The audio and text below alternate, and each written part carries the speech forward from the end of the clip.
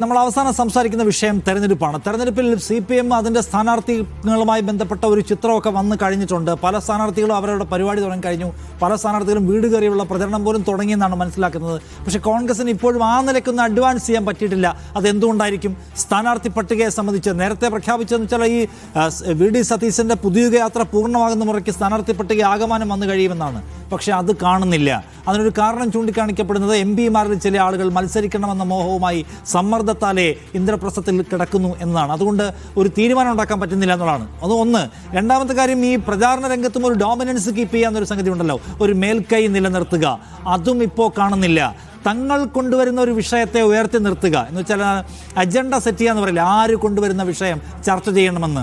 ഇപ്പോൾ സംഭവിക്കുന്നതാണ്, സർക്കാർ കൊണ്ടുവരുന്ന വികസന പദ്ധതികൾ, സർക്കാർ കൊണ്ടുവരുന്ന രാഷ്ട്രീയ വിഷയങ്ങൾ, ഇവയാണ് അന്തരീക്ഷത്തിലുള്ളത്. ഇപ്പോൾ UDF ഒരു വിഷയം കൊണ്ടുവന്ന് കേരളത്തിൻ്റെ രാഷ്ട്രീയ മുറ്റത്ത് സ്ഥാപിക്കുക, അതിന്മേലൊരു ചർച്ച ഡെവലപ്പ് ചെയ്യുക എന്നത് സാധ്യമായിട്ടില്ല. ശബരിമല പതിയെ പിന്നിലേക്ക് പോവുകയും ചെയ്തിരിക്കുന്നു. നേതാക്കളെ പോലും പൂർണ്ണമായും ഇപ്പോൾ കേരളത്തിൽ അവൈലബിൾ ആണോ എന്ന് പോലും സംശയം. സത്യത്തിൽ ഈ UDFൻ്റെ വാർ റൂമിൽ ഒരു ലൈറ്റ് അണഞ്ഞ് കിടക്കുകയാണോ എന്ന ക്വസ്റ്റ്യൻ അവിടെയുണ്ട്. ആ വിഷയം സംസാരിക്കുകയാണ് നമ്മളിന്ന്. ജിമ്മി, ഒരു അഗ്രസീവ്നെസ്സിൻ്റെ പ്രശ്നമുണ്ട്. ഈ സമയത്ത് ഇടിച്ചു നിൽക്കേണ്ട UDF അങ്ങനെ നിൽക്കുന്നില്ല എന്ന് തോന്നുന്നുണ്ടോ? നേതാക്കളെ കാണാനില്ല എന്നുള്ളതാണ് ഒരു പ്രധാനപ്പെട്ട വിഷയം. നേതാക്കളില്ല. LDF ഉയർത്തിക്കൊണ്ട് വരുന്ന, അതായത് ഒരു പ്രധാനപ്പെട്ട കാര്യം ഞാൻ പെട്ടെന്ന് പറയാം. ഈ തദ്ദേശം തോറ്റതിന് ശേഷം LDFിലുണ്ടായ ഒരു വലിയ മൂകതയുണ്ട്. അതായത് അതിനുശേഷമാണ് ബജറ്റിൽ, കേന്ദ്ര ബജറ്റിൽ നരേഗ ഗ്രാമീണ തൊഴിലുറപ്പ് പദ്ധതി വേണ്ടെന്ന് വെക്കുന്നു. അതിനെതിരെ ഒരു പ്രകടനം പോലും നടത്താൻ LDFന് ഒരുപാട് താമസം ഉണ്ടായി. നിർജീവാവസ്ഥയിലായിരുന്നു. അവിടെ നിന്ന് LDF ഒരു മാസം കഴിയുമ്പോൾ അടിച്ചു കയറുകയാണ്. അവരുടെ അജണ്ടയിലൂടെ, അവരുടെ മെഷീനറിയിലൂടെ അവർ അജണ്ട സെറ്റ് ചെയ്ത് മുന്നോട്ട് പോവുകയാണ്.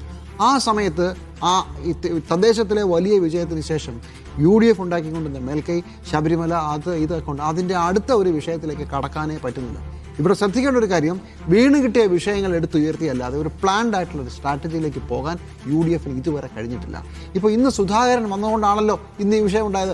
അല്ലെങ്കിൽ ഇന്നലത്തെ മരുമോനെന്ന് വിളിച്ച് മുഹമ്മദ് നിയാസിനെ കളിയാക്കിയതായിരിക്കും രണ്ടാം ദിവസവും മാധ്യമങ്ങൾ നിറഞ്ഞു നിൽക്കുക. അതിൻ്റെ പേരിലുള്ള വാദപ്രതിവാദങ്ങളായിരിക്കും, റോഡ് വികസനം, അതൊക്കെ ആയിരിക്കും ചർച്ച. ഫലത്തിൽ വാർ റൂമിൽ ലൈറ്റ് അണഞ്ഞു കിടക്കാന്നല്ല, വാർ റൂം ഉണ്ടോ എന്നെനിക്ക് സംശയമാണ്.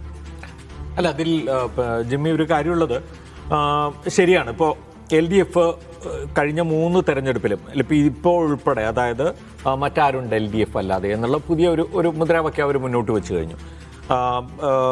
LDF വരും, എല്ലാം ശരിയാകും എന്നുള്ളതായിരുന്നു ആദ്യം. ഉറപ്പാണ് LDF എന്നതായിരുന്നു രണ്ടാമത്തെ തുടർഭരണത്തിന് വേണ്ടിയിട്ടുള്ളത്. ഈ 3 ഇത് നോക്കിക്കഴിഞ്ഞാൽ അവർക്ക് അതിൻ്റെ ഒരു സ്ട്രാറ്റജി ഉണ്ട് എന്ന് നമുക്ക് വളരെ വ്യക്തമാണ്.